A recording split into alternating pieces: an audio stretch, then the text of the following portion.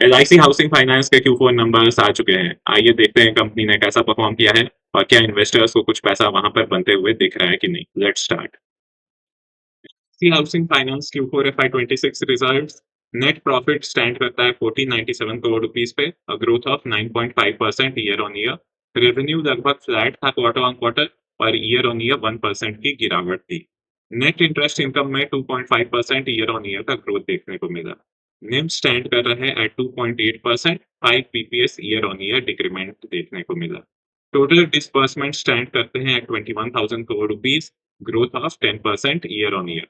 Company का loan portfolio में 4% का ग्रोथ देखने को मिला है। एलआईसी हाउसिंग फाइनेंस ने 10 रुपए प्रति शेयर का डिविडेंड अनाउंस किया है, जबकि ईपीएस स्टैंड करता है 101.72 रुपीस पर।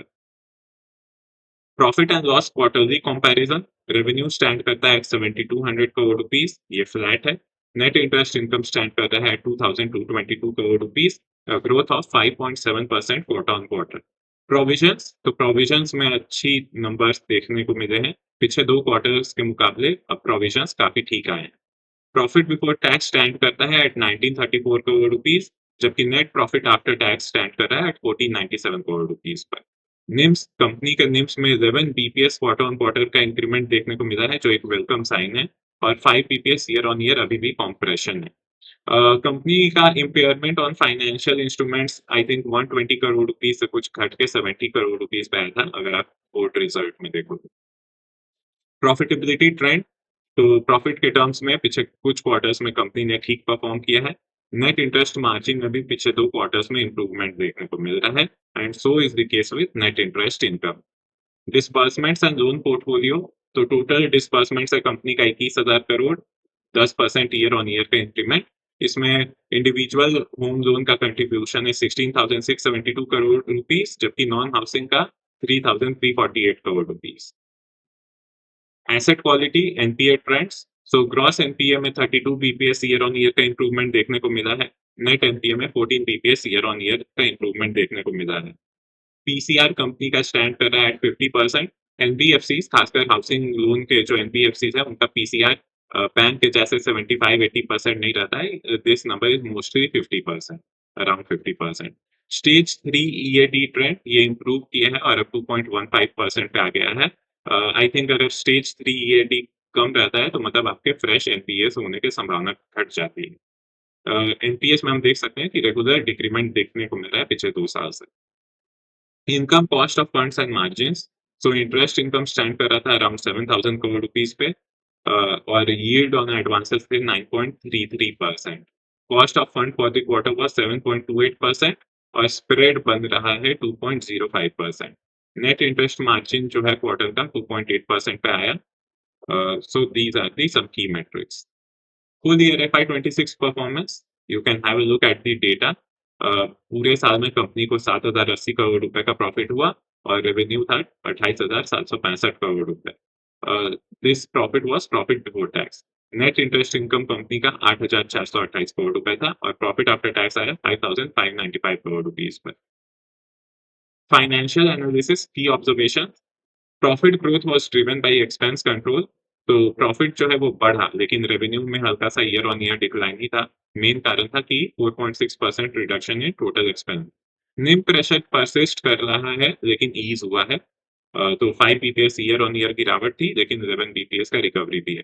Negative impairment charges, one time gain, तो इम्पेयरमेंट या provision turn negative in Q4 FY26 versus 166 crore in Q4 FY25, boosting profit by 226 crore. This reflects strong NPA recovery and write-backs. Investors should note this as partly non-recurring. तो ये एक अच्छा sign है। यहाँ पर strong NPA recovery हुआ है।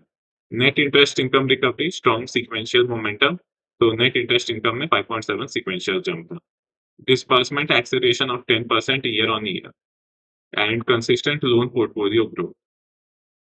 Valuation analysis, तो प्राइस टू अर्निंग कंपनी का है at around 5.5, price to book है 0.8, return on equity is 13% and return on asset is 1.7%। Net NPA stand करता है एट 1.08% और लोन बुक का ग्रोथ है 4% year on year. Valuation assessment, ये significant discount to peers trade करता है। और key risks to watch है further NIM compression, non-recurrence of Q4 provision, slower loan book growth versus private HFC peers, and regulatory और LIC parent concentration risk. Catalyst और upside RBI का rate cycle का policy. तो आप देख सकते हैं कि कंपनी काफी अच्छे वैल्यूएशन पे ट्रेड कर रहा है। प्राइस टू अर्निंग बहुत रीजनेबल है, प्राइस टू बुक 1 से कम है, ROE for such a company is 13%, ROA है 1.7% और एक ठीक-ठाक डिविडेंड भी है। तो ओवरऑल जो है नंबर्स जो जिस प्रकार के वैल्यूएशन है उस हिसाब से तो ठीक लग रहे हैं कंपनी के। Quarter on quarter deep dive Q3 FY26 versus Q4 FY26 you can have a look at the comparison. यहाँ पे हम एक चीज देख सकते हैं कि नेट इंटरेस्ट इनकम में 5.7% का ग्रोथ है और प्रॉफिटेबिलिटी में 8.2% का 30,000 करोड़ रुपए इस बार का लोन डिसबर्समेंट था जो कि पिछले बार 18,600 करोड़ रुपए। Management commentary and outlook. During the last quarter of FY26, LIC Housing witnessed a sustainable demand momentum enabled by efficient digital infrastructure, stable interest rate environment, and our continued focus on cost optimization. सो निम recovery देखने को मिला है, digital transformation, FY27 का borrowing budget board ने approve किया है 1,27,000 करोड़ का borrowing limit for FY27, indicating confidence in scaling the loan book. And CEO का अपॉइंटमेंट हुआ है और asset quality management confident of sustaining NPA improvement trajectory, focusing on resolution of stage 3 asset and maintaining strong provision buffer. And so या maximum चीज हम लोग cover कर चुके हैं। हाउसिंग का डिमांड भी कंपनी एक्सपेक्ट कर रहा है। Q4 FY26 कंक्लूजन, प्रॉफिट में अच्छा ग्रोथ है, नेट इंटरेस्ट इनकम रिबाउंड किया है strongly, asset quality at best level in 3 years, disbursement अच्छे थे इस बार, 10% ईयर ऑन ईयर का ग्रोथ था और FY26 में प्रॉफिट जो है उसके नंबर्स भी ठीक हैं। स्टॉक जो है arguably under valued versus fundamentals. तो ये था पूरा एलआईसी हाउसिंग फाइनेंस का एनालिसिस। आप कमेंट करें कि आपको वीडियो कैसा लगा।